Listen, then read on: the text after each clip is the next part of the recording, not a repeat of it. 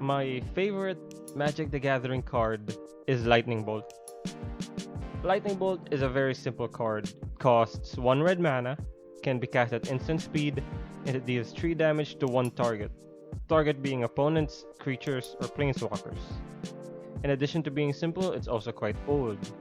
First appearing in Alpha way back in the beginning of the game, with a classic card format and lovely art from the late Christopher Rush on August 5th, 1993. It continued to be printed in core sets, with the last printing being 4th edition in 1995. The next time we would see Lightning Bolt in a core set is in Magic 2010, now in the updated card format with the new card art by Christopher Moeller. Despite the new appearance, Bolt remained as simple and as elegant as ever. 1 mana, 1 target, 3 damage. But this facelift added something it never had before: flavor text. Flavor text is the italicized line on cards that give lore and, well, flavor to the card. In this case, the flavor text is as follows. The Spark Mage shrieked, calling on the rage of the storms of his youth. To his surprise, the sky responded with a fierce energy he'd never thought to see again. That text stuck to me. Not only because it was a nice bit of writing, but because of all things, a can of coffee. It was early in my college life when I first got interested in Magic. At that time, I would drop by one of the 3 7-Elevens near my university.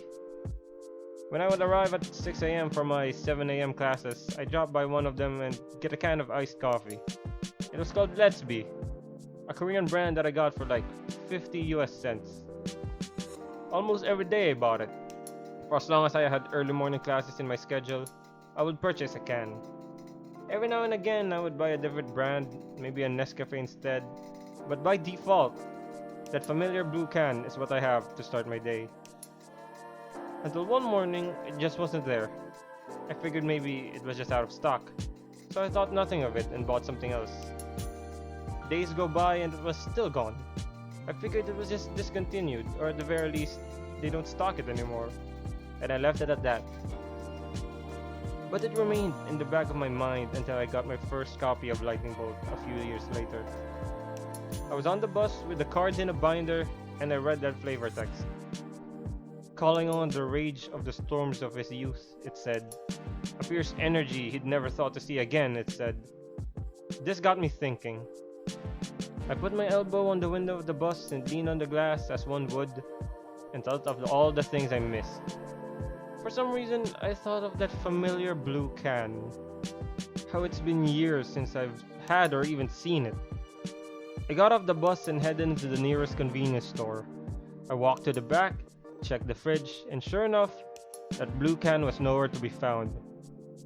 That can filled with basic iced coffee, coffee that was just that, coffee. It didn't taste great, it wasn't anything special, but there I was, feeling rather sad because a card reminded me of something I could never have again. And so we come back to Lightning Bolt. What does this simple card have to do with anything I just said? Well, because I felt like, and indeed still feel like, it will be relevant to me in the future. Not as a card, but with that flavor text. Many Magic the Gathering players missed Bolt when it was gone from core sets for years, and that flavor text symbolized that. And that made me feel hopeful that, in a few years' time, I'd have that same epiphany. I'll be older, maybe wiser, and I will look in awe at something from my youth that I never thought I'd see again. That's why Lightning Bolt is my favorite Magic the Gathering card. Not just because it's a good, effective spell, but because it gives me hope. Hope that someday, I'll experience that magic of nostalgia for myself.